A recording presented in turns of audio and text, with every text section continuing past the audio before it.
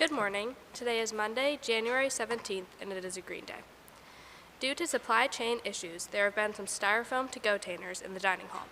Styrofoam is neither recyclable nor compostable, so please put styrofoam to-go containers in the trash after use. A reminder that SCOPE's first meeting of the semester will take place tomorrow, January 18th, right after conference period in Ranger 212. If you have any questions, contact Mrs. Beacon in Ranger 208 or Mrs. Morris in Ranger 212. Attention all writers and artists. Please consider submitting your work for publication in the Clear River Review, the Academy's journal for the creative writing and arts. All submissions are due by January 31st.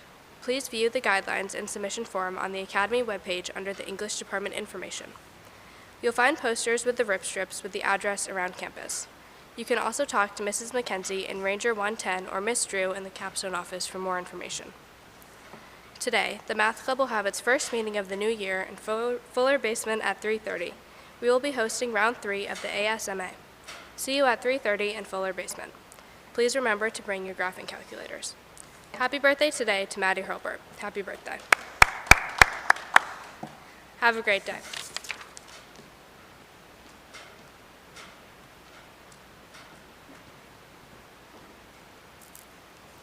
Good morning, St. Johnsbury Academy. I have some late announcements. Sorry about the styrofoam, Wisteria and company. Evan Thornton Sherman won the 2-mile run at the 8th Annual East Coast Invitational on Saturday. His time bested the school and Vermont state records in the event. Evan also placed second in the 1-mile run in a new school and Vermont state record. Jaden Thompson placed 13th in the 55-meter and 14th in the 200-meter. Andrew Thornton Sherman placed 14th in the 800-meter. The 4x400 relay of Jaden, Andrew, Wilder, Thomas, and Evan placed 4th, with the fastest time in Vermont this season. At UVM, Connor Collins placed 3rd in 55 hurdles and 5th in the high jump to lead the boys. At the East Coast Invite, Brooke White placed 6th in the 400 and 7th in the emerging weight throw to lead the girls. The 4x400 relay of Hazel Fay, Peyton Qualter, Willa Kantrowitz, and Katie Ryan placed 12th. At UVM, Jasmine Engel placed 6th in the 3,000 meter to lead the girls. And the SJA wrestling team placed 17th out of 22 teams at the Essex Classic tournament this past weekend. Ozzy Al Said placed 2nd in the 160-pound weight class, and Sanat Amantayev placed 4th at the 195 weight class. Thank you. Congratulations, guys. So I'm pleased, despite the snow, that we are here together to celebrate on the holiday that is in honor of the Reverend Dr. Martin Luther King, Jr. So many across the country today are pausing to reflect on the life of Dr. King, and we make the choice as a school to stay together to do that reflection as part of our educational mission. So I hope we can spend some time throughout the day and throughout the coming week thinking about Dr. King's legacy of fighting for civil rights and standing against racism and oppression everywhere. So I want to start this week of reflection on his legacy by not assuming that everyone knows who he was and what he did. So Martin Luther King Jr. was born on January 15, 1929, the son of a minister in Atlanta, Georgia. He attended the historically black Morehouse College starting at the age of 15 and graduated in 1948.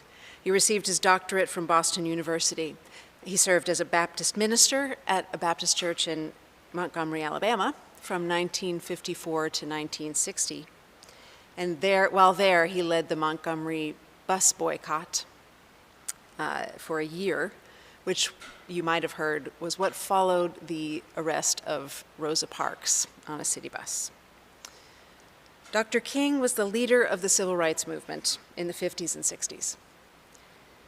He led nonviolent campaigns of resistance across the South, where he was often arrested and jailed. In the summer of 1963, Dr. King led a march on Washington, D.C., and delivered his resounding "I Have a Dream" speech. His work culminated in the 1965 Voting Rights Act, He continued to work for justice and against poverty and oppression until his assassination in 1968. About 4 days after his death in April 1968, Representative John Conyers from Michigan introduced legislation to make Martin Luther King Jr.'s birthday a national holiday. It took about 20 years for that legislation to pass, but finally in 1987, MLK Day became the holiday that it is. It's right for us to celebrate Martin Luther King as a nation, as an American, because the story of King's life and work is an American story, just as Black history is American history. I'm interested in what it means as an American literature and history scholar, what it has meant over the centuries to have a voice in America. I think it's important to see that Martin Luther King Jr. participated in a tradition of using one's voice in writing or in speech to make change, writing and saying things that move people to action. Our national mythology begins in writing, in the Declaration of Independence, in Thomas Paine's Common Sense that motivated soldiers in the Revolutionary War, Thoreau's Civil Disobedience, in speech in the Gettysburg Address, Abraham Lincoln, Washington's farewell speech to Congress, and countless others. In August of 1963, Dr. King was arrested for participating in peaceful protests in Birmingham, Alabama. In the days that he was detained, he wrote a famous letter. It's called A Letter from Birmingham Jail. And in this letter, he argues to white Southern church leaders that there is no time like the present to fight for justice. He knows that patience in the face of present injustice is not an American quality. So he joins the ranks of the people he quotes: Thomas Jefferson, Abraham Lincoln, Martin Luther, to make the same arguments that they do against oppression of all kinds. So King knew that he was weaving his protest into the fabric of American history and that it belonged there, despite the nearsightedness of so many Americans. I want you to hear King's voice in this letter, because it is muscular, it is strong, it is erudite, which means that he shows off a little some of his book learning. And finally, it is hopeful, because he knew it's not possible to lead people into action, to change, without giving them hope for what will be, and without helping them believe that our fates are all intertwined. When he says we will reach the goal of freedom all over the nation because the goal of America is freedom, he's claiming not only some status as a prophet, but he's also claiming his full citizenship as an American. So I want to share some excerpts from what is a very long letter. I am in Birmingham because injustice is here. I am cognizant of the interrelatedness of all communities and states. I cannot sit idly by in Atlanta and not be concerned about what happens in Birmingham. Injustice anywhere is a threat to justice everywhere. We're caught in an inescapable network of mutuality, tied in a single garment of destiny. Whatever affects one directly affects all indirectly. Never again can we afford to live with narrow, provincial, outside agitator ideas. Anyone who lives inside the United States can never be considered an outsider. We know through painful experience that freedom is never voluntarily given by the oppressor. It must be demanded by the oppressed. Frankly, I've never yet engaged in a direct action movement that was well-timed, according to the timetable of those who have not suffered unduly from the disease of segregation. For years now, I have heard the word wait. This wait has almost always meant never. We must come to see that justice, too long delayed, is justice denied. We've waited for more than 340 years for our God-given and constitutional rights. Oppressed people cannot remain oppressed forever. The urge for freedom will eventually come. Our approach is being dismissed as extremist. I must admit that I was initially disappointed in being so categorized, but as I continued to think about the matter, I gradually gained a bit of satisfaction from being considered an extremist. Was not Jesus an extremist in love? Love your enemies, bless them that curse you, pray for them that despitefully use you. Was not Martin Luther an extremist? Here I stand, I can do no other, so help me my God. Was not John Bunyan an extremist? Was not Abraham Lincoln an extremist? This nation cannot survive half slave and half free.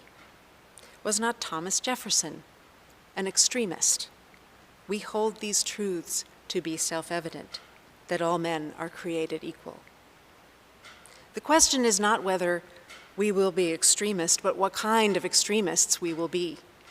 We will be extremists for hate, or will we be extremists for love? Will we be extremists for the preservation of injustice, or will we be extremists for the cause of justice?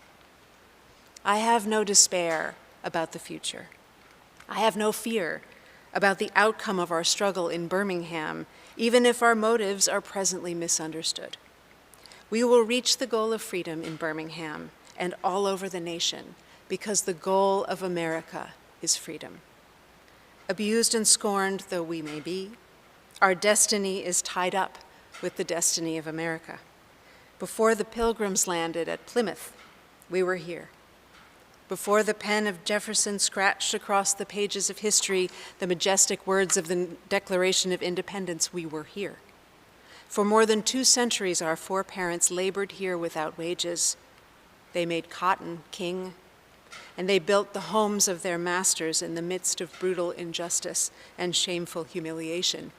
And yet, out of a bottomless vitality, our people continue to thrive and develop. If the inexpressible cruelties of slavery could not stop us, the opposition we face now will surely fail.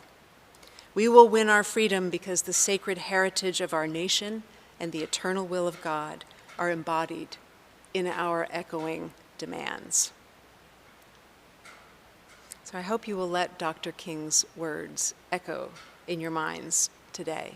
And I hope that you will think about what it means to you to have a voice. What would you use your voice to accomplish?